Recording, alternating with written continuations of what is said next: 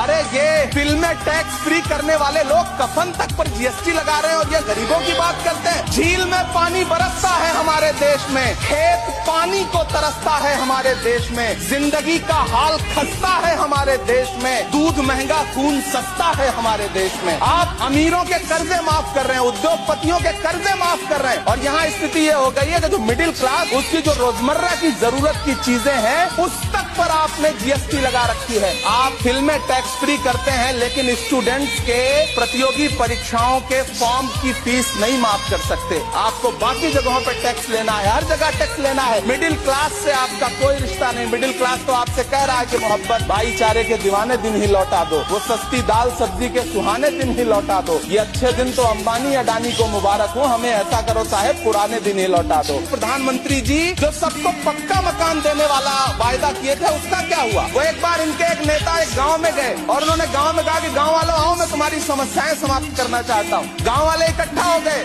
नेताजी ने गांव वालों से कहा बताओ तुम्हारी दो समस्याएं बताओ, मैं दोनों समस्याओं का यहीं पे समाधान करूंगा। तो गांव वालों ने कहा साहब हमारी पहली समस्या है कि हमारे यहाँ कोई हॉस्पिटल नहीं है। तो नेताजी ने मोबाइल निकाला, कहीं फोन मिलाया और मिला के फोन पे पता नहीं क्या कुछ कहा कि यहाँ गाँव में हॉस्पिटल नहीं है, हॉस्पिटल तुरंत यहाँ हॉस्पिटल चाहिए। गाँव वाले खुश हो गए कि 1 मिनट में यहाँ हॉस्पिटल आ रहा है। अगली समस्या के बारे में उन्होंने नेताजी ने गांव वालों से कहा कि मैंने आपकी पहली समस्या समाप्त कर दी, दूसरी समस्या बताओ। तो गांव वालों ने कहा साहब इस गांव में कोई भी मोबाइल का नेटवर्क ही नहीं है। ये है इनके काम करने का तरीका, ये है झूठ बोलने का तरीका।